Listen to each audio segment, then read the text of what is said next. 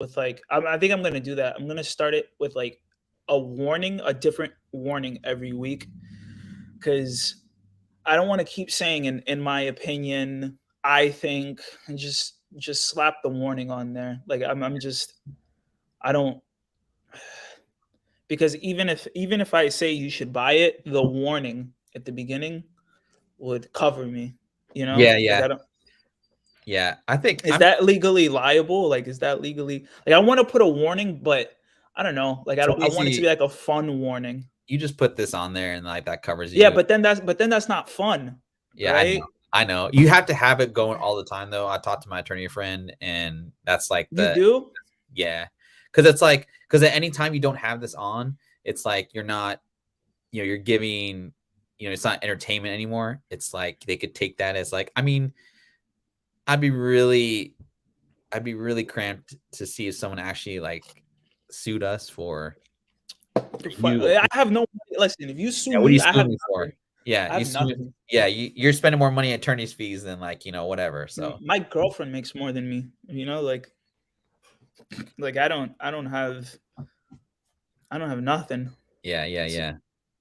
I mean, it'd be real funny if someone actually did that. But we are live about minute 22 in. No one's watching us as of right now, but I said forget it. I still want to learn about this manga Pokemon stuff. I got my homie Fedora Kong in the house. He I'm is stretching. he's stretching. Omar's in the house. What's up, Omar? Um, yeah, man. I you had me last. You came on like a couple weeks ago, and Jason had some stuff going on, which was all good. But like, it was a great opportunity for like us to just kind of get to know each other a little more. We've been bullshitting since like pandemic times, and just like, Yeah, 3 years, two and years, 3 years. we were BSing like for 2 hours prior to this, just before, just talking about just stuff, man, and like really, like Trey was on the like he was asking me like off stage one time, like, man, Fred, what, like, I never seen that excited for a show in like forever. And I was like, man, I was just eating up everything that my homeboy was talking about. Like, I had no idea about any of this stuff. I mean, I did like old school, but like just like the new stuff that I see, like kids just like run around with, you know, um, Naruto, or like freaking new school, I'm not a. Fuzzy, all that Yeah, stuff. yeah, no, yeah. All that is like Naruto is like Gen Z. Like One Piece Yeah, is Gen yeah, Z. I've yeah, I've been on. I've been Hey, what's up, guys? I've been on the TikToks recently, like on the anime TikToks, just like yeah. trying to see what like the kids like the 20-year-olds and things like that. And it's Naruto, One Piece, like it's just so weird. Like they like and they talk about the same five anime, so it's really interesting to see like from their perspective on like what's like what their deal is and things like that.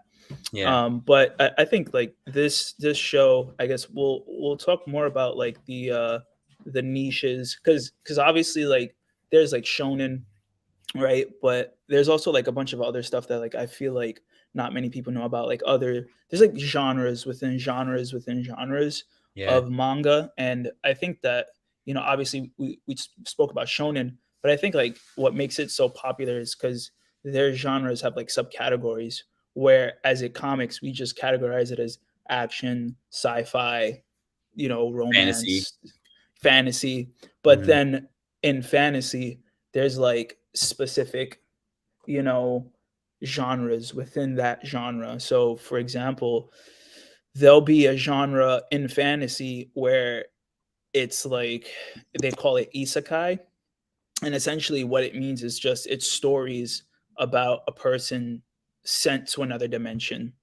And, that's Yeah, like that stuff's like so one. cool to me though, man, because it's just like you don't have to worry about like any bullshit or like trying to make, like, it just seems like Japanese manga just like they just put out stuff, and Yeah. it's just kind of, it's like, it's not like, it's like a fire hose as far as like information and content, but it's like just pick your fire hose to drink from, that kind of Hmm. thing. Um, Hmm. what I found, so like I'll be 41 on Monday. Happy birthday to me. Anyway, I was telling you, like, I was watching after we did that show. I went to Barnes and Noble and I picked up Blue You Blue Exorcism. Exorcist. And it was like different, you know, but I was like, I wanted to like see like, well, what are these kids like reading, man? I'm just Then curious. definitely not that. Yeah, Definitely. I fucked up. You know, it is what it is. What up, Ralph? But like what these guys talk about, Will and Omar in the chat, they they do the show on Saturday. I've been raving about their show for like ever. I gotta check it out. Yeah, it's on Saturdays. It's we'll drop the link later when we get more people in the chat. But like they talk about toys, and so like in this comic book just like experience I've been doing, there's so many things that kind of been around me that I haven't really delved into, but like because of you, because of the homeboys in the chat, like I'm able to like learn about all these different hobbies that like I was like never thought of getting into, but they're so just kind of encompassing, you know, like there's like an ecosystem, if you will, of all these different things. But I like to go to my experts for that stuff, you know, like Yeah, yeah. I think that you know, for me, like I don't know, like I just consume whatever, you know, whatever right, has a good story, I'll consume it.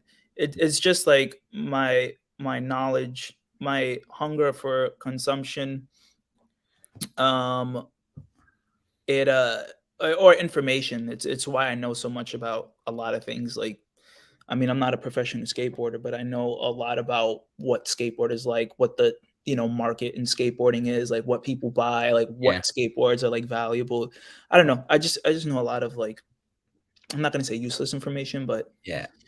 when it comes to resell, like even sneakers, like I know about that, but I'm very limited to what that is. Bro, real quick before I forget and we start the show, we were talking backstage about how you were gonna produce like what was it, 1,000 Oh or whatever, yeah, yeah. dude. Um, and you just didn't have the funding for it, or it wasn't good timing or whatever, man. Like, bro, like show us those those that art, and You who knows, want man? to? Maybe someone at OTR may like hook you up, or Yeah, like who might approach you, man. Like that's what it's eh, for. So nah, yeah, a homie of mine is a professional skateboarder, and we were always going back and forth about, it'll be funny, just fun, just to make some boards because he was tied to like a specific skateboarding team, and I don't want to name the name, but they're pretty known. But I would always say like, "Yo, these designs are shit," and then he was like, "Yo, I agree," and then we made a mock up.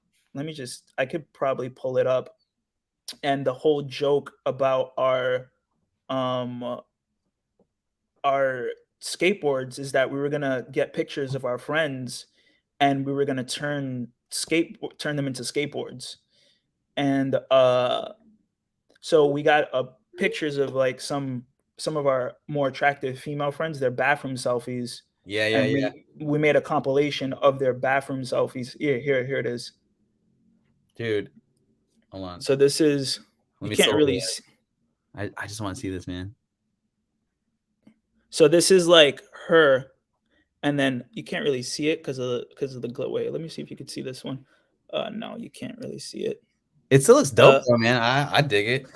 so it's there. You go. I think you can see it like this. That's cool, Yeah, it's a bunch of dude. hers, So that's and her in the then glare. I can kind of see her. yeah, that's her in the That's such a glare. smart concept, man.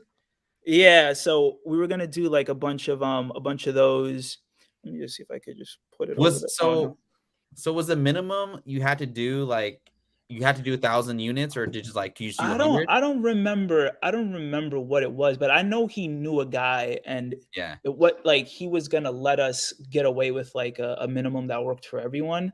And then we have a friend who's like a really good graphic artist, yeah, and then he was just like, "Oh, you just want me to do this? All right, this is nothing." And then he just threw together like some like half-assed like just design of our friend taking a bathroom selfie, and she's like a really attractive girl, so we thought like, all right, we're just gonna get like a compilation of our attractive friends bathroom selfies, and then we're gonna put a phrase that they like to say. So it says bruh because her daughter always, when she texts her mom, she used to just say, yo, like bruh, like what, and then she's just like, I'm not bruh, I'm your mom. yeah, So we yeah, just yeah. put bruh on it because we started calling her bruh.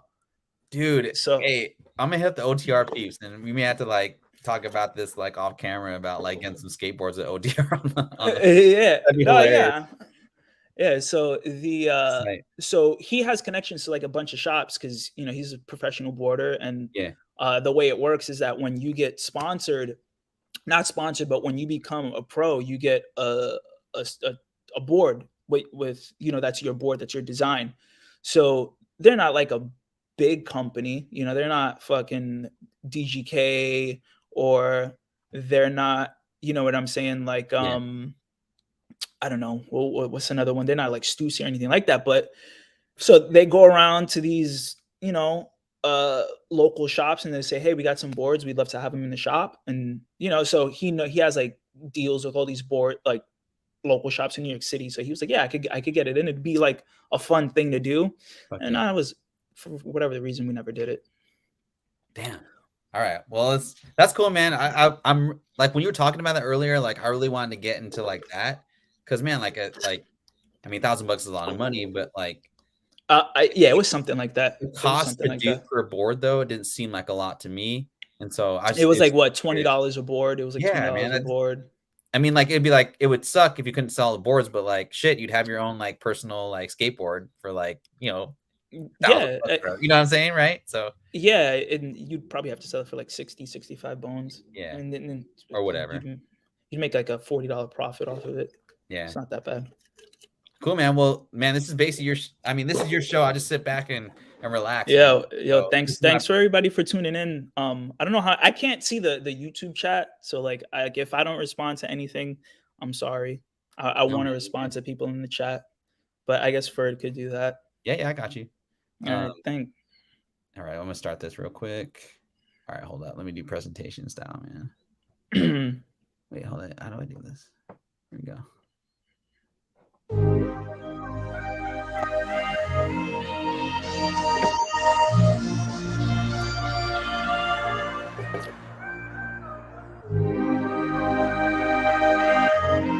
Where'd you get this? What this is from Thrasher magazine. Oh yeah. So this is pretty much like a warning. The following show contains opinions either by Ferd or myself. We are not professionals, so accordingly, the staff and the producers at Ferd, Bird, and the Nerd must insist that no one attempt to use this information on the show as investment advice and make purchases based on our opinions. So, That's so cool, man. yeah, I just wanted to make sure that was like, we got that out of the way first.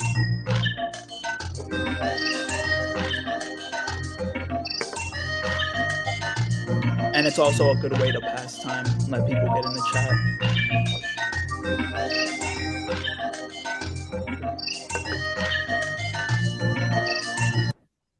Oop. And then Wow, let's see here. I think it was almost done. Oh shit, my bad. No, you could take the second one. Okay, let's see here. You just grid it. Use the grid. Okay. There. Oh. Yeah. Practice before. Okay, here we go. There you go.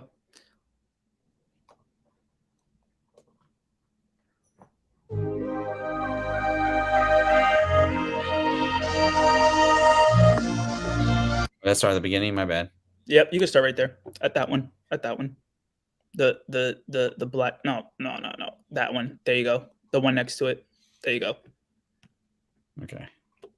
I don't know why I won't. Okay, here we go. I want to do that. Damn it! Fuck. Oh shit. Okay. Keeps going to the beginning. Does it? Yeah. Hold on. Sorry, everybody. No, it's all good. Oh fuck me. No. You had it. Hey, well, I guess. Let me just do this. Delete that. Okay, here we go. All right. Okay, delete the. Okay, you could do that. So this is like pretty much the first appearance of Frieza in Weekly Shonen, Yeah. 1989 issue 47. So this one was like it sold for 250 on the high end, and I think on the low end it was like 200, 220. So this was like I think pretty much for Dragon Ball Z, this is pretty high up there with his its rogues galleries. I think like Dragon Ball Z has like a really like big rogues galleries, and it has like a lot of recognizable villains in like a lot of the anime uh, community. Like because like everyone knows Frieza, Yeah, Cell, yeah, Piccolo. Like those are kind of like I feel like Dragon Ball Z rivals Batman in terms of like recognizable villains. hmm, Um, and even now, like a lot of their newer villains are becoming like they're becoming like easily recognizable, like Brius, Broly. He's Broly, yeah, yeah. he's like a really big one.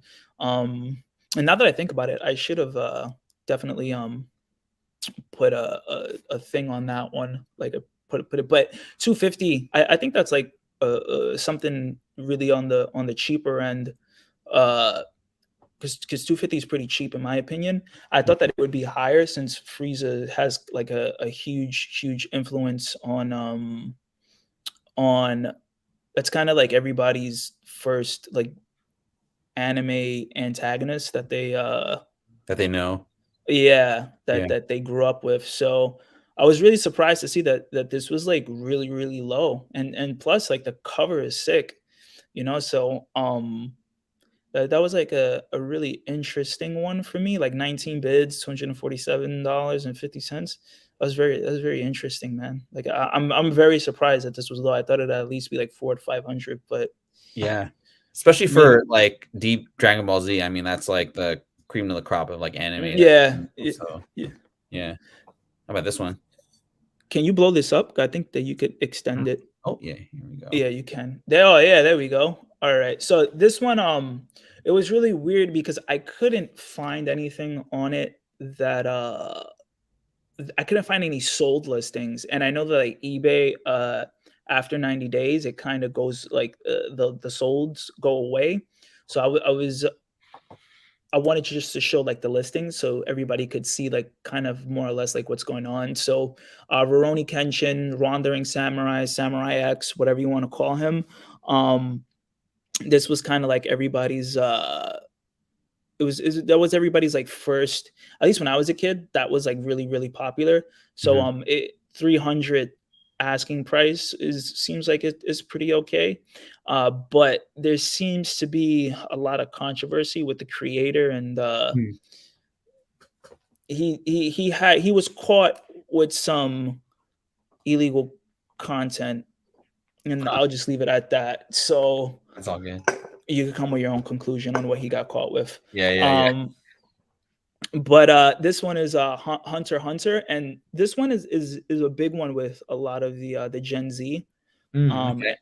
yeah, and I feel like this one is like really heavy on like the merchandising. I've been seeing like a lot of Hunter x Hunter t-shirts. Like a lot of the TikTok kids really are really into Hunter x Hunter, and as you can see, like a high of $500, which is crazy because I don't even think that it's that big. And Huh. I was talking to my friend, and she was just she lives in Japan, so they don't use eBay out there. There's no eBay Japan. So they use Macari, and they Yeah. use Yahoo Auctions. So she was showing me on Yahoo Auctions that that Hunter x Hunter, like that specific one, is going for around the same price in Japan. So people are buying that for like 500,000 yen. So I thought it was really interesting to see that like Hunter x Hunter and that book, like the market in Japan and over here is the same. So I thought that was pretty interesting that both of the markets kind of align together. Um, so the next one I wanted to highlight, this one is Bleach. And then for millennials, I feel Yeah. like Bleach was a really big one for a lot of like people around my age. Like this was like the first like anime that people got into when they were really getting into anime. Like I guess Dragon Huh. Ball Z opened the door for a lot of us, but Yeah. Bleach was the one that really got people like into, or at least a lot of my friends that really got people into it. So the first appearance of Ichigo is like $267, which Damn, yeah, I guess it makes that's cheap. sense. Yeah, I mean, I mean, now it isn't really. I don't know, like Bleach kind of just faded away. I know they try to bring it back, Uh-huh. but it just, I think anime now is so Gen Z dominated that they kind of dictate, what the market goes for now.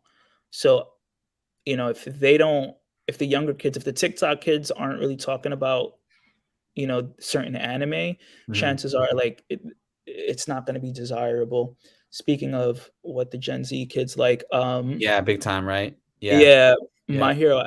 Yeah, I like My Hero Academy only because, like, obviously we are into, American comics, and I think like this one, I think the reason why this one resonated with so many people was because mainly, you know, Marvel, DC, like all those movies are like really, really huge. So you kind of get like the Japanese spin on it, and I really like My Hero, and I really like the side stories. So it seems like right now, like that they're creating kind of like their own Marvel universe where they have a side manga called Vigilantes, and it's where all their street level guys with like shitty powers kind of team up, and their um their leader, they have like a superhero group in Vigilantes. Their leader is a dude that's kind of like a cross between Batman and the Punisher, and he's Mhm. called Knuckle Duster,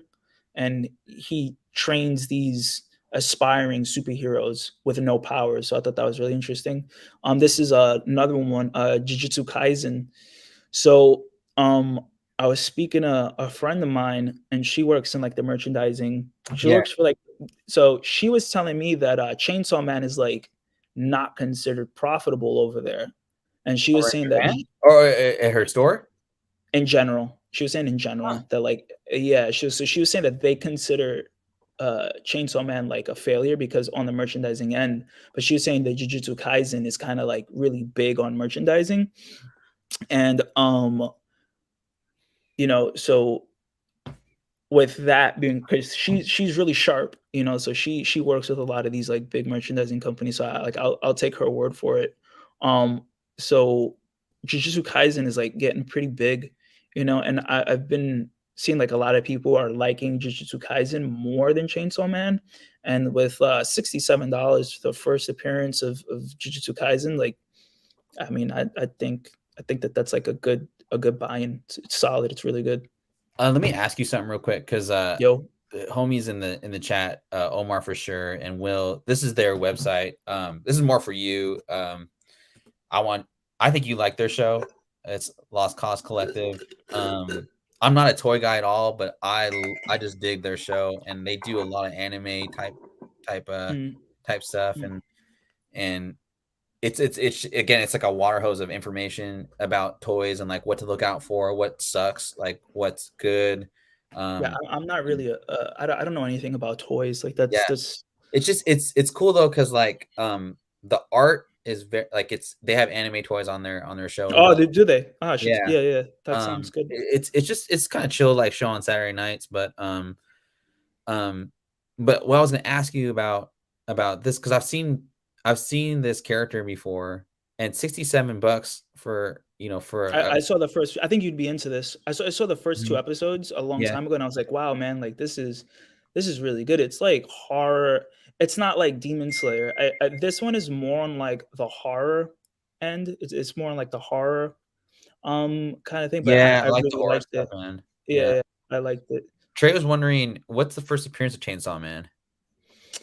We spoke about it last week. Oh, that's right. I forget, but you could put Weekly Shonen Chainsaw Man on eBay, and Trey, it's like it's a $50 book. It's like Yeah, 50, it's 40 so cheap. bucks.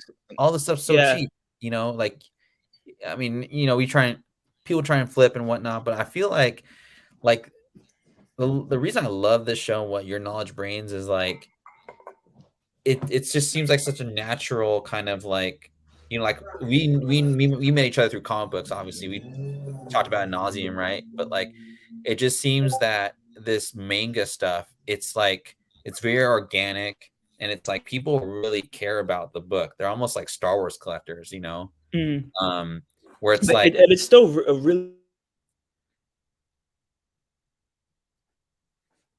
oh man, I can't hear you. Oh, you muted yourself, bro. Hold on. Oh, All right, yeah. Sorry, somebody called my girlfriend's phone, and then I had oh, her AirPods on. So then, but yeah, and it's like a really niche. It's niche because like obviously like comic book collecting has like a big audience, yeah, but like nobody in America is really like doing what we're doing. Like nobody's really talking about like the speculations and like how this how like the market. No one's really talking about the market for this. So I find it like interesting. And that's probably why like a lot of these books are like so cheap because nobody knows about it and mhm, nobody's running to like Kinokuniya to buy weekly shonen like off the shelf. And they don't even there's not many stores in America even sell these, you know. yeah, So as anime, grows bigger and as a lot of these millennials like not millennials, as a lot of these Gen Z kids get older, like who knows? Like they might want to own this. I don't think they 100%. will, but I mean, who knows? Yeah, and But it's a small investment for like yeah, 50 to 60 bucks, you know, whatever. Like if it doesn't work $20 out, from Japan yeah, you got good shit anyway. I mean, like I've been reading up on it more than I think in the past 2 weeks than I have in past 20 years. And like for I sure. get I get it, man. I get why like Gen Z, my nephew who's like 16 is like so into it and doesn't read comic books. It's just it's a more of an escape from, you know, like the real world. And it's good content, it's good stuff. There's a uniqueness about it, you know. And when I started ask him about it, he was like, "Oh man, my uncle's getting into this stuff. I don't, man, this is the one thing I don't have in common with him, you know." So it's cool. And yeah, for sure, guys. I mean, like, I mean it like legit. This isn't just like, oh, they, you know, I'm just supporting them because they're my homies. Like, I legit like dig their show, and they got good chemistry. And the dudes are fucking hilarious too, man. They're funnier than us. But yeah. Sorry, continue, man. I just wanted to say that out So loud. this is like a kind of like a 3D chess for me. Like I'm on my like this is far speculation. So this is a book called Sakamoto Days, and it's essentially about this old man who used to be an assassin, and he's retired, and he runs a convenience store. Yeah, that's And dope. yeah, and he's just like some old man. He has a convenience store with his wife and his daughter, and some of the people from his assassin days, they're trying to ice him. So he's like trying to run a shop, and That's people so funny, dude. and sketchy people are coming in and try to murder him. So I wasn't gonna put it on the list, but I do my TikTok rounds and I see like a lot of the TikTok kids are talking about this. And recently it's getting an anime. It's gonna be animated soon. So if Oh, these TikTok kids are anticipating the anime, and I like it. I bought the first 5 volumes as they were first coming out, and it's funny. It's great. There's a lot of action. And one thing, when you're specking on anything manga related, if it has a lot of action, that's always a good bet because the kids, they like action. They don't like yeah. talking. They don't like feelings. They like action. So Damn, dude. so That's awesome. Sakamoto Days is it's give it a good read. You could spend $10 on the first volume, and if you like it, that's definitely something to try and invest in on the weekly shonen. This one, Undead Unluck, I bought the first 3 volumes, and I'm not gonna lie, I didn't read it. It was a recommendation from a friend, and this is also getting animated. And I know a lot of people have been really talking about it. I don't really know what it's about, which is because I was researching so much other stuff. But this is $40, and I'm hearing that this is like one of the most highly anticipated new releases for anime. It's already animated and it's slated to come out really really soon. What's it Um, called again? Good luck? Undead Unluck. Undead luck. Undead unluck. Okay. Yeah. So that's I mean that's all the information I could give about that. Oh, that's So cool. this one right here, so we're just gonna get to like the mangas, the omnibuses or whatever you call them. So this one right here, Lone Wolf and Cub. Mhm. I know a lot of us older folk, we know about this mainly because Frank Miller did the cover for the Dark Horse series when it was coming out.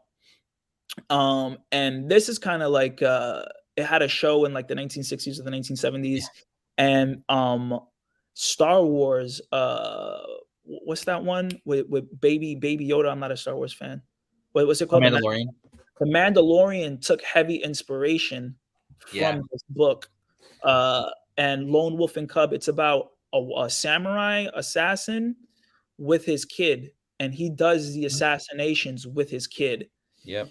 And this is the complete set for $520. Oh I think my it was for god. bids or something.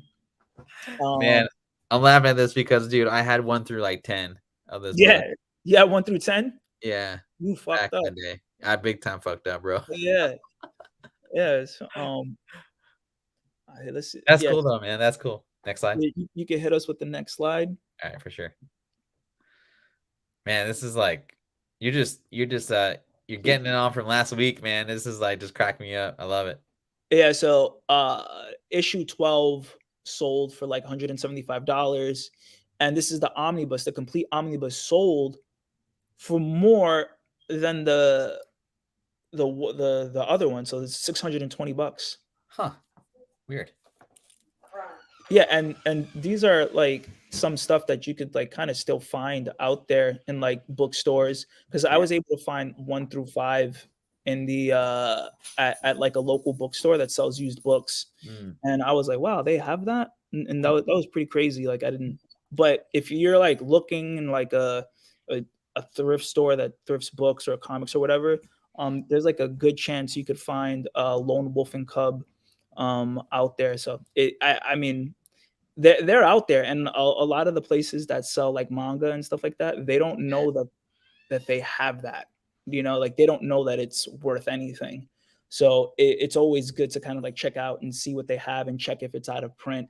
for sure. Um, so obviously, this is like the big motherfucker of anime right here. This changed the game for a lot of people, and this made people Sure. fall in love with anime.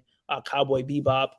Um, like the complete collection, the complete box set is going for 300, and even the other ones just without the box set's going for like less than 100, it's like 200. So that's pretty solid. That's what I'd imagine, because I think that's the only stuff that they have for Cowboy Bebop. There's not much Cowboy Bebop stuff.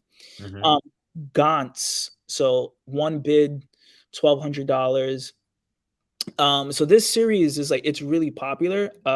This is like a Dark Horse. I think it's Dark Horse. I don't remember who published it, but Hmm. um, so this is pretty much about a girl who dies, and then she gets brought back to life, but to hunt aliens.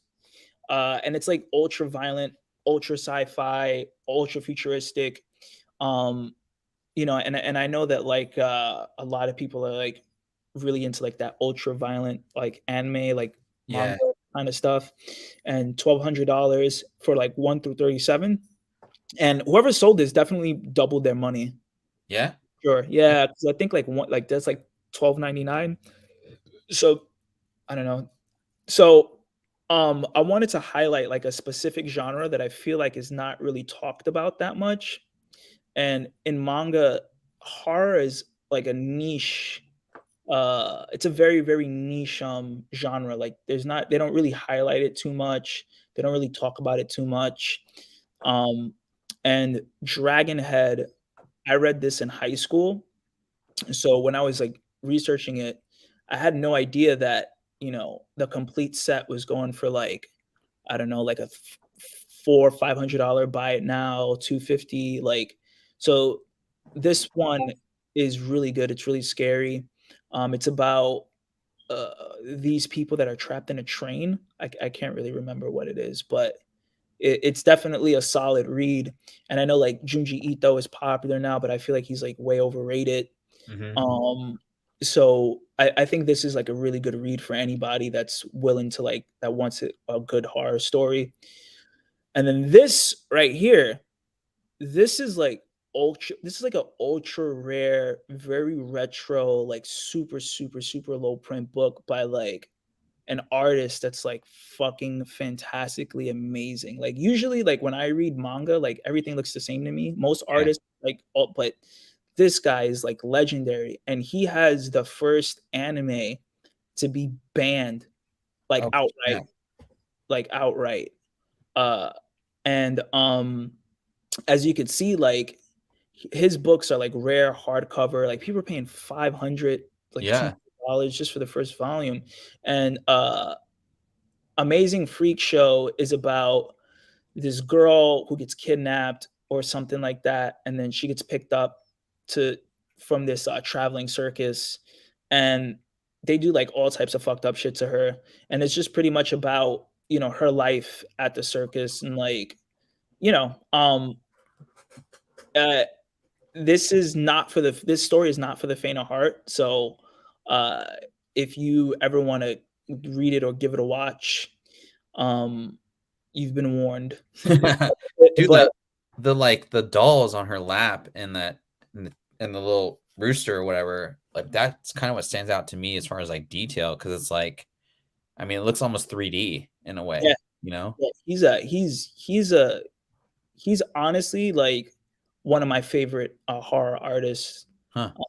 Yeah, so he's good. The Drifting Classroom. So this guy, Kazuo Umezu, he's kind of like the grandfather of horror manga. He was one of the first dudes to ever like really put that out, like to make a story that was horror, and to like he kind of fathered the genre in Japan. So the Drifting Classroom is about these kids having a normal day at school, and then their uh their school gets transported to hell, and these kids are just trying to escape, and it's a very very it's for people who are horror enthusiasts that read manga. This one is like a popular one, as you can see, like 1 through 11, $320. These are all like 9.99. They're out of print. Like you can't find this anywhere. You Huh. know, like good luck finding a store, because now they do the hardcover now, so the singles are worth a lot. And then somebody paid 300 for it, which makes sense. And it's a good story too. It's a really good story, and from a famous author.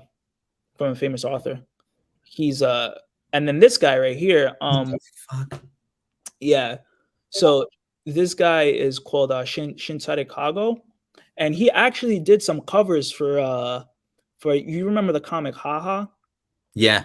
Yeah, he did a cover for Haha, and he did a cover for James Tynan, one of James Tynan's books. I think he did House of Slaughter. Uh, Okay. so he has some like very very unique modern art that I Yeah. think is really sick. He has his own manga called Dementia 21, and it's a horror book about essentially it's about a home health aide who comes to take care of these elderly people, and supernatural shit always seems to happen to her. So yeah, Those and are fucking babies.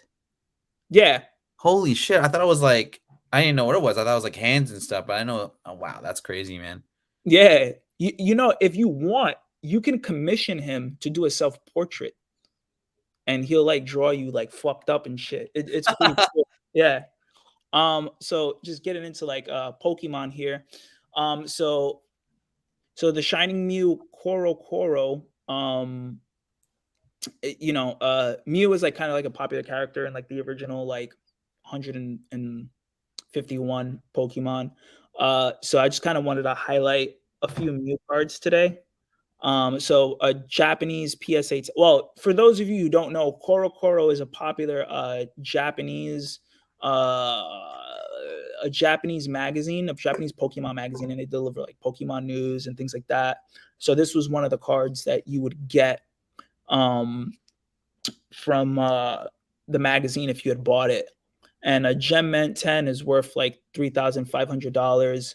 So it's worth a lot. I know a PSA 9 goes for like a few $100s. It's a big jump.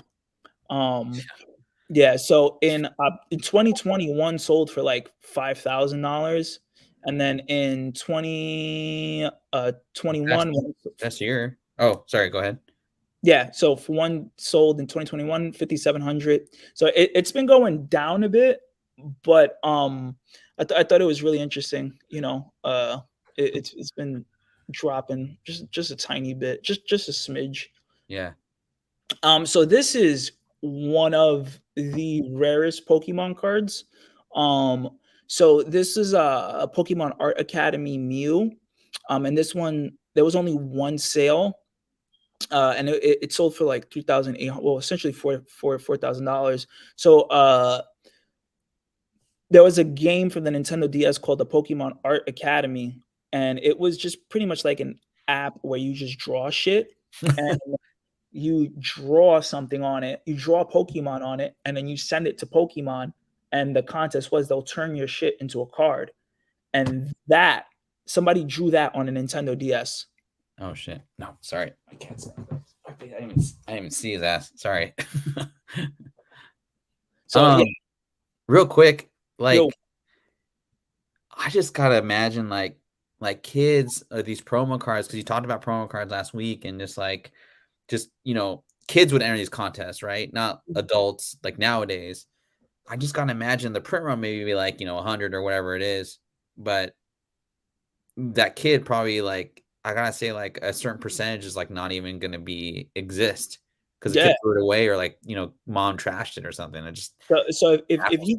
if you tune into our show from like a few weeks ago, Yeah, we spoke about what I like to call the Infinity Gauntlet of Pokemon yeah, cards, yes, sir. and it was pretty much like Pokemon Snap contest where kids will take a picture in game on their Pokemon Snap, and they would submit it to Nintendo, and it get turned into cards. Hmm. So that's why there's not many of those cards out there, because Yeah. they probably gave it to their friends, they ripped it up or whatever.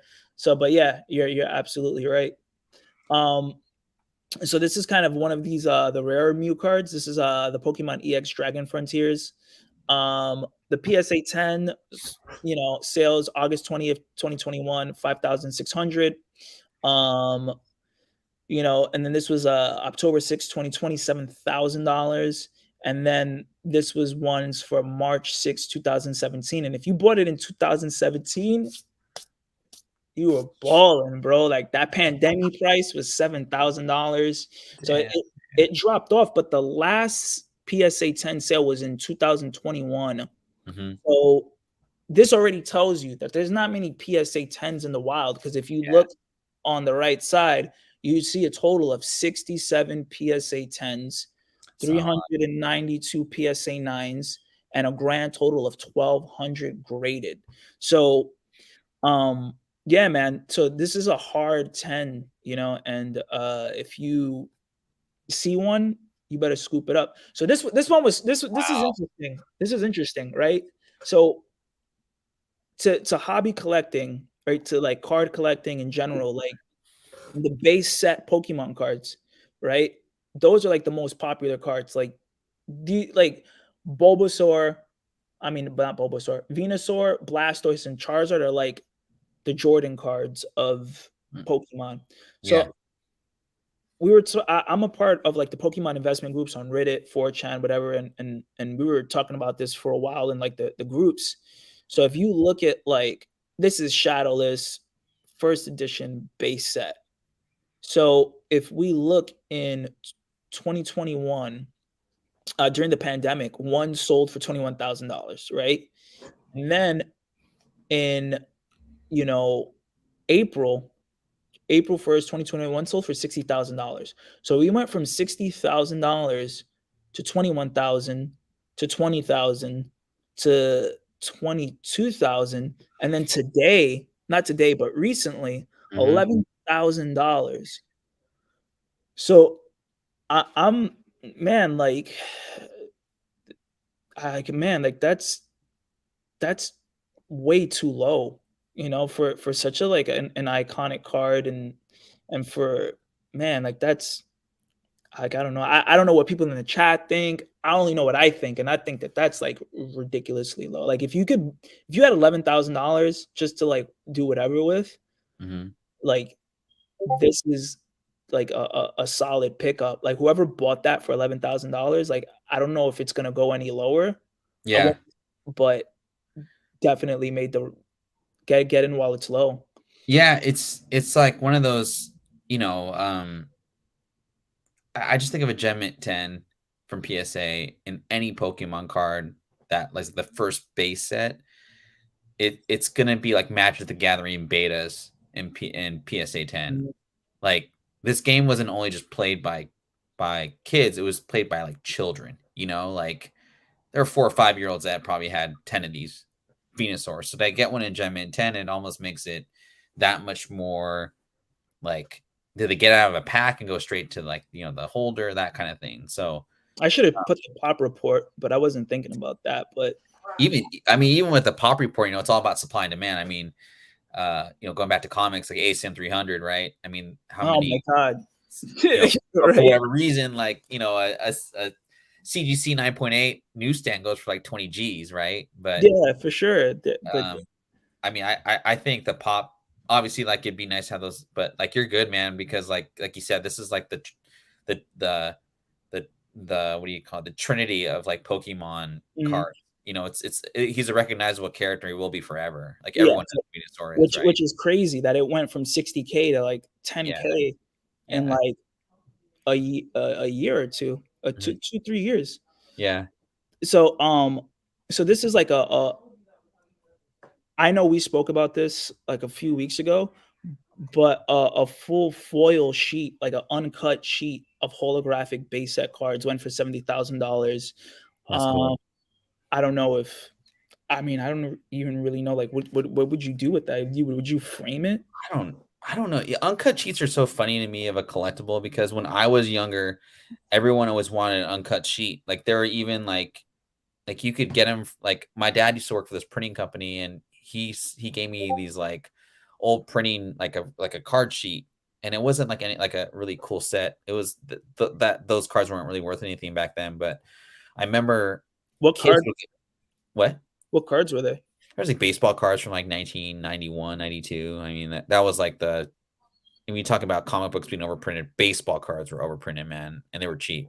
Yeah, but you would think, right? Like like those sheets, that sheet probably worth something. I don't know, because like I feel like baseball back then wasn't really like there wasn't any rookies from that year that everybody wanted and On it. stuff like that, and it wasn't like I don't know, they were ugly. Like back in they were just ugly, like they didn't present well, you know what I mean? But like that, I don't know what you would do with that. I like you got to be a hardcore Pokemon collector to want To to spend 70 G's on that, get the fuck 70 out of here. grand, You know what right? I could get with 70 G's?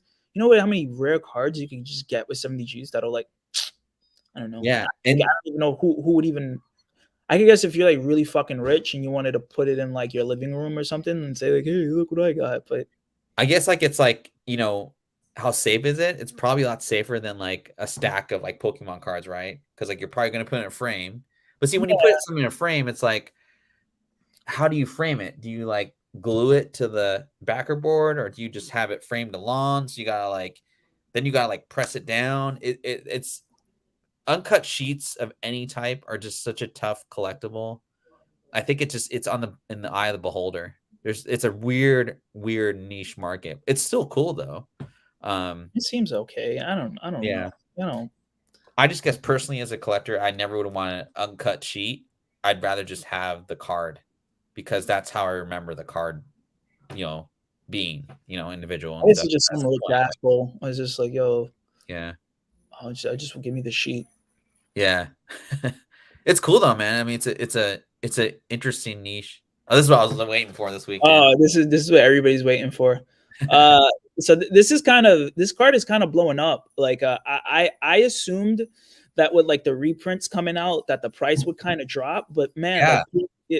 PSA 10s, they they held strong, you know, like even after the reprints that they did from 900 to 1200. But 900 to 1200 for PSA 10 were one of the most popular modern cards for of the past couple years. Yeah. I don't think that's bad. But the pop report for PSA 10 is like around the 700s, and there's only 212 PSA 9s. I don't know, man. I don't. I mean, it's got to be a supply and demand thing again with this. Like Yeah, but like, I personally would walk away from this deal.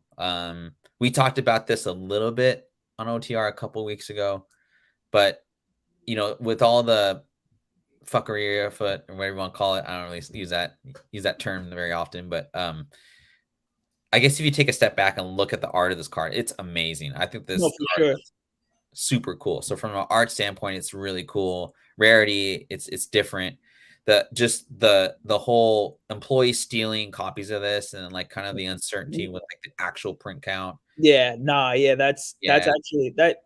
But you know, like it, I don't know. Like I feel like the thing with modern cards is Hmm. that like we're seeing like a peak of the Pokemon collecting hobby. So Yeah. they're like printing more, right? And right, yeah. So like there's PSA 10 cards, you know, and like usually I'm used to because I'm a vintage guy. So usually when I see Yeah. PSA 10s, there's not really like a high volume, right? Mhm. So I know that they'll probably reprint the set again because it's just such a popular set. So like do the PSA Sure. 10s go up? And then, you know, and also like collectors are getting smarter. So they know more or less like what's PSA 9, you know, and what's like a PSA 10 candidate. So that's why you see like a lot of the PSA 10s are high because they have this shit down to a science when it comes to grading. They have like information groups where they take pictures of the cards and they go, yeah, yeah, yeah, that's PSA 10, send it in, send it in.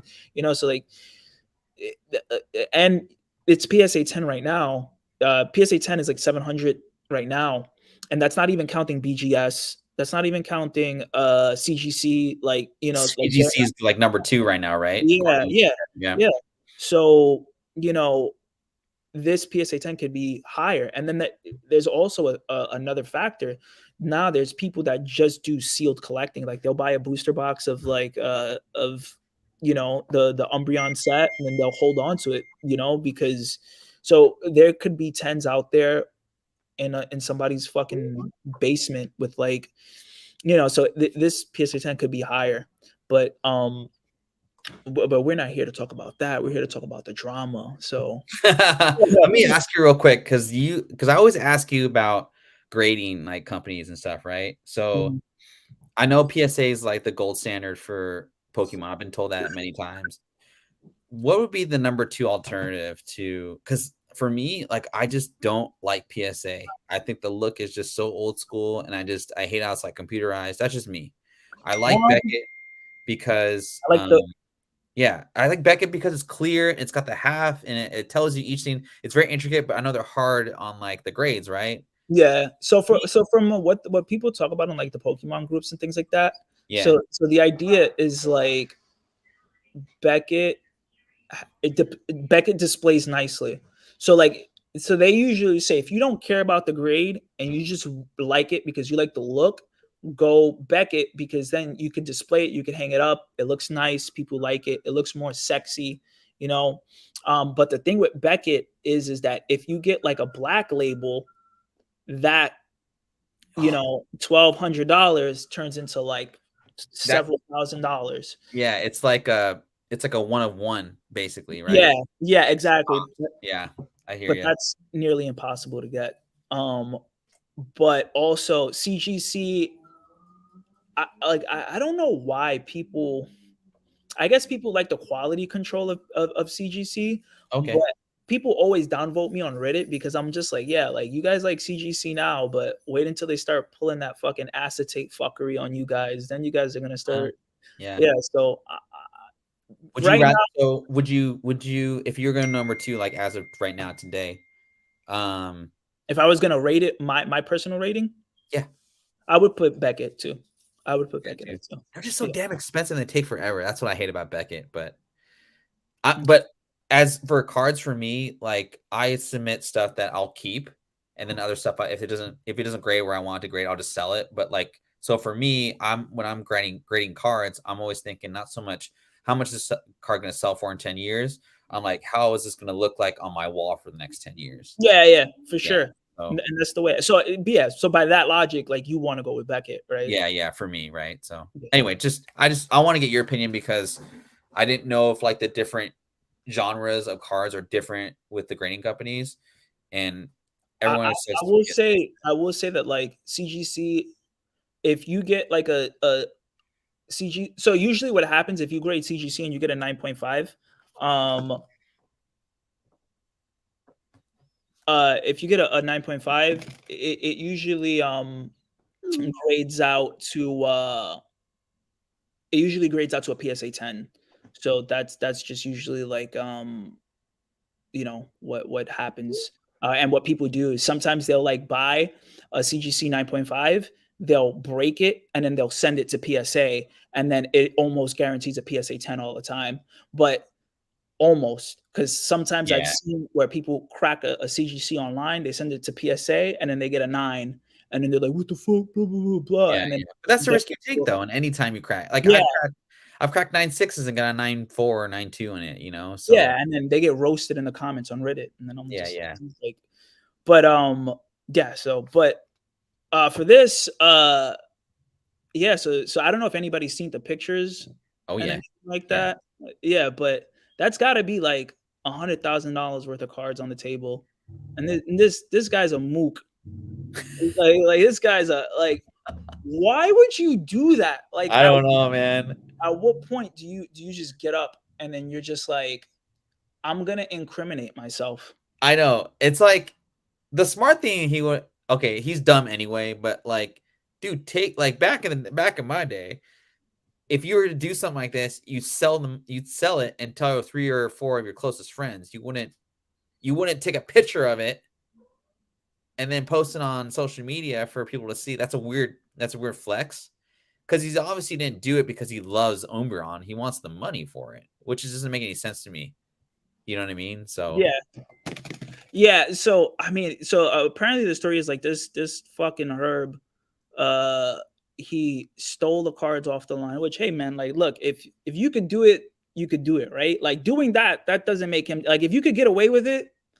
Listen, man, hey, look, that's if you could get away with it, but you didn't. So he went to like a local card shop and then he just put all this out on the table.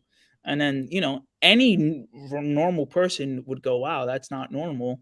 And then he contacted the Pokemon company and then they were like, they were like, yo, find a way to stall this guy out. So he pretended that he was interested. And meanwhile, he was calling the Pokemon company. So, man, I don't. Like he's got the Gengar VMAX Altar. He's got like, oh man, like dude, like bruh. do you That does this so to kind of piggyback on a question from the previous slide, does this ruin the want for you on this card? nah. Yeah. Nah, nah, See, that not for me. that's like the thing that people have to ask themselves after this type of stuff is like, does it really bug you, or does it affect the value of the card? For me, it does. It because it's all about like rarity, right? Mhm. Especially like whatever. I still like the card, but it just isn't worth it to me. It doesn't make me as excited to like buy the packs and like want to open them up and I maybe mean, get they're that gonna reprint it anyways at some point. I card, don't right? think that Mhm. I don't think that they're not gonna it's such a popular set, right? If Yeah, anything, like this makes us talk about the card more, right? So yeah, it brings attention. Like this is how rare the card is. Like people are stealing it off the factory line. So it kind of makes us like kind of want it more, and we're kind of talking about it, and we're kind of giving the card buzz. So like I think that uh and this shows like where we're at in the hobby, right? This shows that like we're at like a peak of like reselling and flipping and grading and people are stealing stuff off the line because they're speculators and they know that this is going to be worth this, and they're stealing specific cards, and so I don't know, man, like it's it's fun to talk about this kind of stuff. Oh Like, yeah, wow, 100%. It's fun to talk yeah, about. I just like to get like your point of view because I my want to know like if I'm just like being too conservative or what. And like I guess like for me, it's like so to show you how old I am. Like when the first base set came out, like I was working at Toys R Us as a 17-year-old, mm, and so this will forever be a kid's game to me. I still think it's cool. It's just forever going to be like a kid's game to me.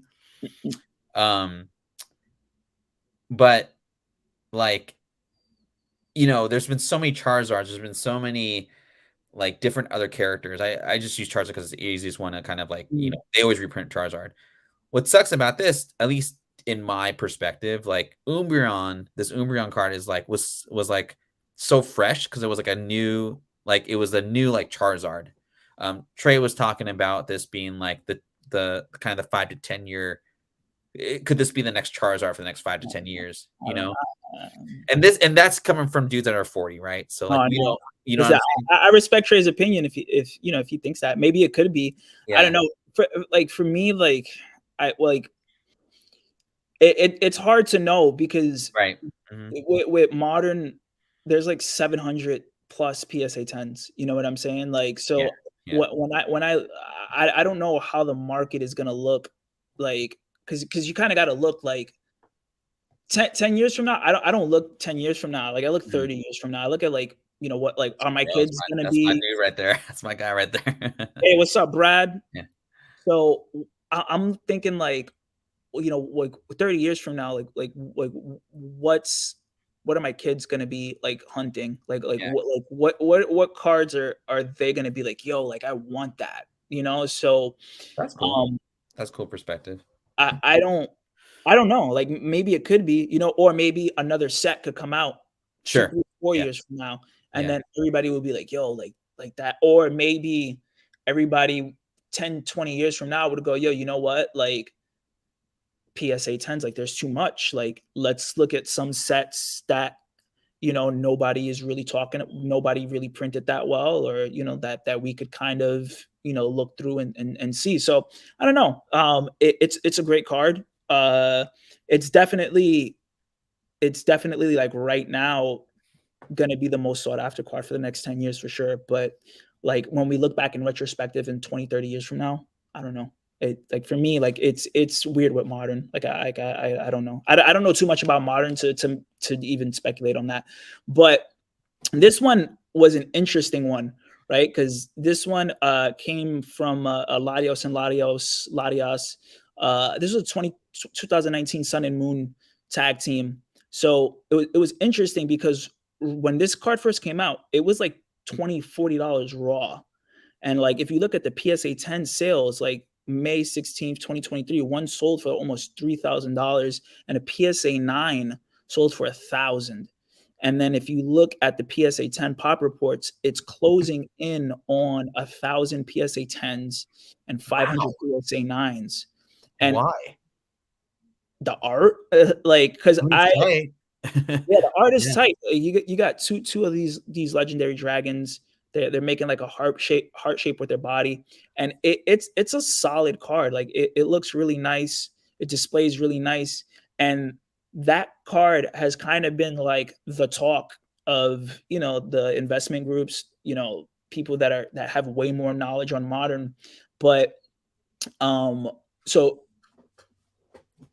now, like, the question is, like, for people, that like maybe Trey, maybe his opinion would be like, oh wow, like maybe this card is like because that card is looking sexy for a lot of people now, so I like that card. Um, you know, it looks good, but man, like but that's what I mean about the modern market and about how we see this all the time in comics, right? Like Spider-Man, it was this fucking new like no. Spider-Man. Everybody was like, "Oh my god, no! Oh my god, is he gonna be the next? Are we gonna?" Hey Oh, man, I like Null. I think he's I cool. like Null too, but people were paying $2,000 for like a 9.8 like flim Yeah, flam. man, you're again. I was upset about that. Yeah, because I'm like, well, like it still gets me upset today. I'm like, Yeah, who? Where is this character gonna be 5, 10 years from now? Like we're just throwing money at that. Like, but anyways. You know, wait, real quick, let's talk about it real quick. I'll take 2 seconds because like so I was talking about this with my boy Pickles, Jason, and Mm. we talked about how there hasn't been many great villains. No, And for sure, for sure. if you think about the past 6 years for the one of like he is the best, like my No, opinion, right? I hands think down, he's he the best. the best villain ever, right? Like Yes, very yes. organic. It was a new character from the hottest writer out there, and the way that he told the story, I think really like the darkness of this character just even exploded even more, right? Now, you're right. Why the F you gonna pay 2K for a 9.8 2 years after Oh, the it's slow comic book was print, done? man. It's slow print. It's like, bro, Yeah. I think like Donny Cates is a great writer, right? I love Donny. I liked Maximum Carnage. I liked like this is yeah, he built up this character, and this is how you're supposed to build a villain. You know, you hit him with the lore, you hit him with the teasers, you hit him like we're telling a a story, like you're foreshadowing a big event Yeah. with many Perfectly. stories that comes in between. And Yeah. I think like DC, what James Tynion did with Batman, you know, he kind of just was just, I'm just gonna do a bunch of first appearances and I'm gonna see what sticks. Mhm. And I feel like with Ghostmaker, right? Ghostmaker Designer was I liked Designer. You know what I'm saying? Like that was That a was cool. character. Yeah. But Yeah. like he turned out to be the Joker. And I'm like, you had such an idea for a great character and you just Yeah. threw him away. Yeah. You know? So even DC has this problem where they had like villains that I didn't really like, but Chip Zdarsky kind of, you know, he had fail safe and I thought that was great. But we're talking about in terms of like great modern villains that I think that like will hold up.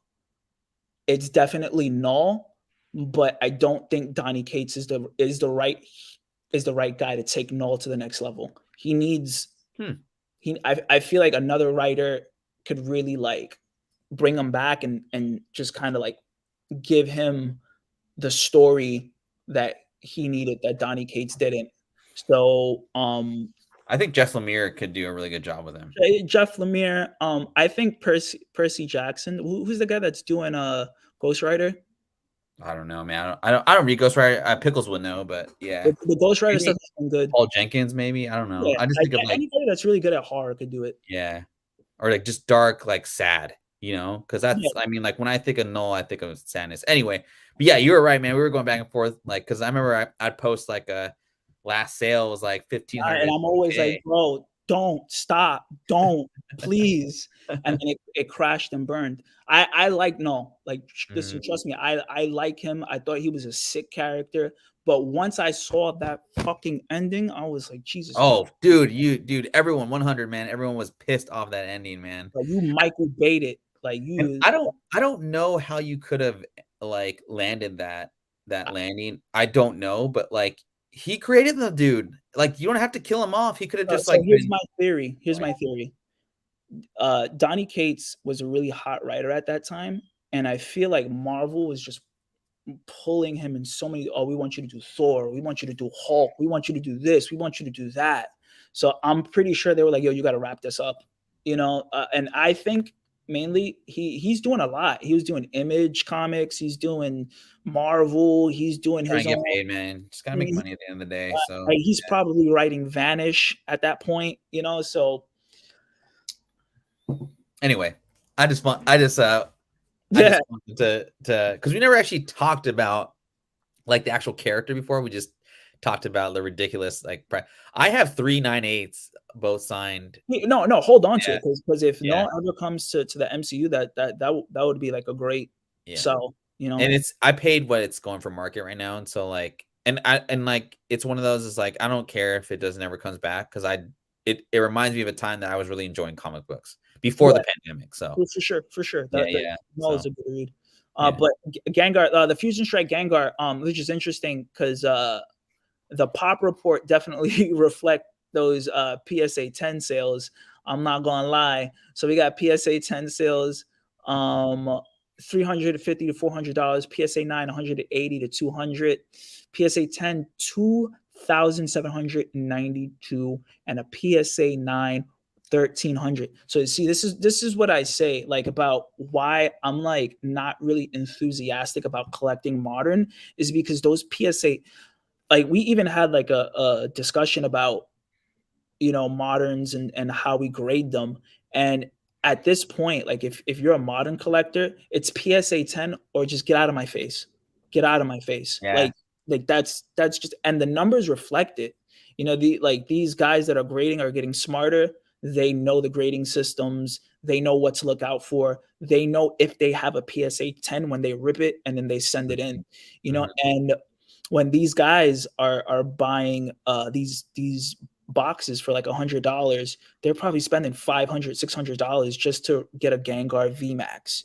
So what you're out $600. So your only hope to get your return on investment is a PSA 10. So if you're really hunting for like, cards and you're spending all this money, a PSA 10 is the only way to make that money back. So it's modern really hard to Yeah. to kind of really get a PSA 10 in, especially because if you don't get a PSA 10, you're losing money by Yeah. spending like three or four $100 on a few boxes. But you could click the next one. Yeah, before you go on to this one real quick, like so back in the day when I was working at Toys R Us and Pokemon came Mhm. out, the kids loved the show and they loved playing the game. And so that's what led them to like the top 3, Charizard, whatever. What about nowadays? I mean, what pushes like the hobby towards like the ones you got here just for the community to like kind of look out for like yeah, what to look out for in Wait, coming wait, wait, what do you mean? like what makes like Lugia VMAX like so popular? Is it just the fact that is it a powerful card or is it just legitimately no, it's the rarest card in the set and it's cool looking? Like what pushes Yeah, it? yeah, it's the rarest card in the set and it's cool looking. Yeah. Okay. But sometimes like there's like VMAXs that just look ugly and no one gives a shit about it. Okay. Um, but this one, the reason why the pop report is so high on this one was because uh the Charizard box kind of flopped, right? Because if you remember the Charizard box set, Yeah. everybody lost their shit for it, and people were trying to scalp it for $500. Yeah. The Pokemon company was kind of like, "Fuck you guys," and then they just throttled the print run like to like ridiculous lengths. They're like, "Yo, just whatever you got to do." Like the quality control was so bad on a lot of the cards. Like I was missing like dices in my box and things like that because they just wanted just to print, like because people were trying to scalp it. Like before the set even came out, StockX had them for like $500. That's so ridiculous. Yeah, so people were already buying, like they already moved on to Silver Tempest, and so this was kind of like the sleeper hit, Mhm. the sleeper card. And when this card first came out raw, it was going for $400. So I guess people were really like trying to like right out the gate. The first day it was selling for like 400, 450 on eBay. I remember that, and I remember thinking like, man, like for this. And everybody started sending in their PSA 10s because they thought that like this was kind of gonna have like the Umbreon effect. So we are kind of riding that wave off of like the Umbreon and like the Phil Charizard spec or whatever. But anyways, so the Kong family, Mrs. Kong and Kong Jr., we're all skaters. We ripped the half pipes and I skate with my kid and people are like, "Oh, hey, that's your dad." Oh no, people are like, "Oh, your friend is good." She's like, "No, that's my dad." And they're like, "Whoa." But, um, so hookups is like they do like anime skateboards and it's hand screen printed by a professional skater from the 90s called Jeremy Klein, and this is one of his retro pieces, and it's sold for $1,000, which is kind of crazy. And it's kind of like very retro, as you could see from like the art. It's So sick. Yeah, the style is like very very dated. It's definitely like very 90s. And Yeah. That's how I then like it. yeah, and then another one sold for like $500, but that's just because I just gotta add skating in there somehow. Hell So yeah. this is another one. This is like a recent one for Evangelion, and then this is another Jeremy Klein board, and it's two of the main characters, and both of those sold for 400. So well, anime is kind of getting big. So Oh, this yeah. Okay. so Sorry. moving on from Pokemon and whatnot, Sonic Adventure 2. Um, so you could just give us a pause right there. Okay. So Sonic Adventure 2, like with the popularity of Sonic and things like that, when the Sonic 2 movie came out, Sonic Adventure 2 was selling for like 300 to $350, and it kind of went down since the Mario movie came out, and the FOMO is gone, so it kind of went back to like 200 $150. um but I saw this one didn't sell, but I thought it was interesting to see like a Sonic Adventure 2 graded at a 9.4 for 850, and under $1,000. It looks pretty neat, man. Like I don't think that it's bad if you want to invest on one of the most popular Sonic games, if you want to. If Yeah, um and Dreamcast, dude, a dead system. I mean, it yeah, was in my opinion, the greatest underrated system ever. I played Dreamcast all the way through college. I played all the football, basketball games that are elite compared to Madden. Yeah, just I love that system, man. I'll die my deathbed saying it was the greatest system ever. a lot of people like this, so this is everybody's favorite. So if you're a millennial, Sonic Adventure 2 is your favorite, and they even re-released it for GameCube. That's how popular it was. Right. Yeah, you could just hit us with the next slide. So Rival Schools. So this was a really popular fighting game back in the day, and it still is today. As you could see, this game was so popular that they took the characters from Rival School and put them in Street Fighter games. Like that's how much people really love this game. And as you could see, like Street Fighter, I mean, it sold for 300, 275.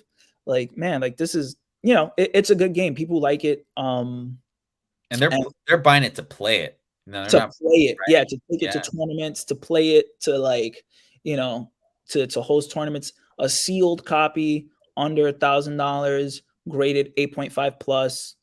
And that's the only one I saw on eBay. Sealed copies of this Ooh, game are like good luck finding one. It's I've never even super, heard of it super before. rare. Exactly. You've never even seen a real. So this one is another rare game. Power Stone. We got the it's Power Stone 2, obviously the more popular one. It sold for $200. And it was like a rare party game. And it went for 200 bucks. But you could hit us with the next one. Why is Cool. she barking? Come on. Sega CD. Oh, fuck me, man. Yeah, Sega CD. These are this is one of the most popular RPGs for the Sega CD, Shining Force CD. I played it recently and it was fucking fantastic. So I was really curious because I have a modded Xbox original, like an Oh, okay. OG. So I was able to burn the CD, burn it on a CDR from like Staples or whatever, and put Yeah, it to my original Xbox, and it played the game. And I was surprised I didn't even know I could fucking do that. that's So awesome. on a high end, it went for 340. A low end, it went for 275. And on the right, Panzer Dragon for Sega Saturn, one of the most popular games for Sega Saturn, Yeah. sold for $892, and that's kind of crazy. That's So Hideo Kojima, uh, I wanted to highlight him for a bit because, yeah, you could just go back a little bit. I wanted to highlight him for a little bit because I feel like not many people talk about his contributions to gaming. And Snatcher was a really huge, huge game. It was his first game to come to America for the Sega CD, and it was ported from the PC. Really good music, really good sound design, really good, just really good everything. And this game is there's like a lot of conspiracies on whether people think that this takes place in the Metal Gear universe, but if you play the game, there's a lot of Metal Gear Solid character not characters, but Easter eggs in there. And this was before Metal Gear Solid was even like a thing. wow. I'd never even heard this game before, and that's Yeah, like yeah. Go quick ahead. story. During the pandemic, this guy that I used to buy games from, he was like, "Yo, I know you're a big Kojima fan. I have this game called Snatcher for $500. If you want, I'll sell it to you. It's a deal." And I'm like, "Man, it's the pandemic, $500." And that was kind of like the going rate for it. but now it's like $1,500 to $1,200 now. And I'm like, fuck, bro, Mhm. I could have got this for $500, You just and never now know. it's I mean, like, I didn't even heard of it before, and it's like $1,500. It's just the more you know, I guess. So if y'all see Snatcher on Sega CD somewhere, man, like snatch it up. yeah, for sure. I saw a sealed listing for like $14,000. But so this is Metal Gear Solid. I saw a ungraded sealed go for $500, and as you can see, a graded copy is going for 1,500. And the first print of VR missions for PlayStation One is for $140. So whoever bought the one on the top, man, that's a solid deal. I I don't wouldn't know. mind spending $1,500 Um, on a VJ9 of like my favorite video game. $1,500 for Metal Gear. I don't know. That's just me. I mean, if I had $1,500 to spend, like I would. There's a lot of sealed copies, so you could probably buy one sealed and risk it. Yeah. And it's more just like I would just love to have that, you know. That's a pure Same, like same, fanboy thing, right? So, yeah. same. I agree with you. Yeah. I love that game, man. I do too. I think that's it. So that's it. Thank you for tuning in, and please follow me on IG, Fedora Kong. Um, and also, just for like a few closing statements, I just wanted to close it out by saying, I have a manga to look out for if you guys are interested in reading anything. This is just me personally. I wanted to put it in the market report, but I couldn't find anything on the first appearance for it, so I left it out. So I have to maybe contact my friend because maybe she has like a service where their version of eBay in Japan. So maybe I could get her to show me kind of what the market is looking like for that book. But it's called Kaiju no 8. So Kaiju no 8 is essentially it's like Attack on Titan and Pacific Rim rolled into Holy one. shit. Yeah, and it's pretty much about this dude who he's like nearly 40.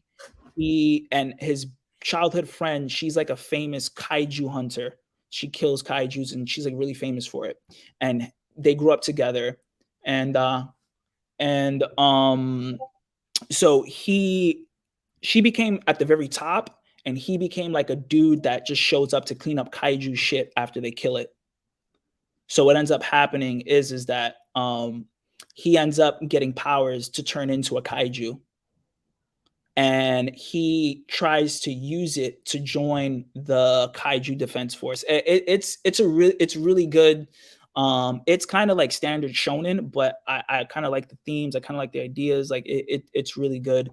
Um, Sakamoto Days. You should probably look out for that. I've highlighted it here, and I think that's pretty much it. That's those are all the ones that but yeah, also like thanks guys, thanks for tuning in. I don't know how many was in the chat. I can't see the chat. Uh but thank you everyone. Support me. I'll support you back. I'll hit up your shows, follow me, like, comment, message me. Right, all that shit. Yeah. Yeah, yeah.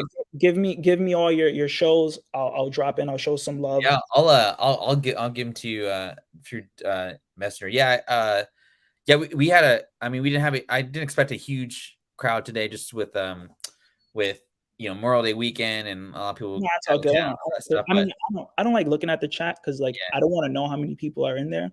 Because yeah, if I know how many people are in there, then makes you nervous or whatever. nah, it's just like it becomes about how many people are in the chat, and I Yeah, don't really care if there's one person, 100 people. It's all about just me just talking with my friend. And, yeah, and yeah, that's bro. the I day. mean, I was happy that you were able to take the time out of your day, busy schedule to come through. And I Yeah, for mean, sure. I really just like enjoy sitting back and listening to you and like getting your perspective because I I honestly like feel that your opinion about just this anime Pokemon segment of what we like, you're probably the most honest person that I've run into about it. There's no like you just kind of put the info out there and like your honest opinion. And you're very cautious, which I think is really appreciated. And like Trey was messaging me on earlier, and he was like, "Man, you look really excited every single time Fedora comes on, you know, when you guys do a show, even them too, like you're so engaged with the show, and it's genuinely like I love the way you present it. Like you know your stuff, man. Like, and you get people. I think at least me, you get me excited to like want to dive more into the space. It makes me really like Yeah, man, at least daily. Like I've been watching Demon Hunter the past few days, and it's just something different. You know, I'll watch it like on my lunch break or watch whatever. Helsing. Helsing is I feel like Hellsing's one of the dope, best. Yeah, yeah. Helsing is good. And it's like, you know what I like, so it's nice that you know what I like, because whenever you suggest me, I'm like, "Oh, that sounds cool." Like, it's not like I mean, I tried to get into One Punch, and I was like, this is not for me." I liked One Punch. It's just after the first season, it was just I kind of get it. Like I get it. Yeah, Like I thought it was good for one season. Like this guy who's so powerful, he's kind of like, I thought that's like a cool concept, but yeah. I don't know how they execute it. I know we only got 5 people in chat, but I wanna give this away anyway, so, what to get this, it's just an anime, it's Berserk. It's not the video game, it's just the Blu-ray I I thought it got. was the video game. I was about to say, yo, that's like Yeah, $100. yeah, yeah. Just comment in the comment section after we close out the show, and I'll just pick someone random. Will, I know I sent out your giveaway from the past show a couple weeks ago or like a week ago. It's in the mail. It should get to you pretty soon. I mean, I'm in Seattle, so it should get to you fairly soon here. And Fedora, I think I sent you something a couple weeks ago, Yeah, but I got it. I got it. okay, I good, just good, good. haven't opened it yet.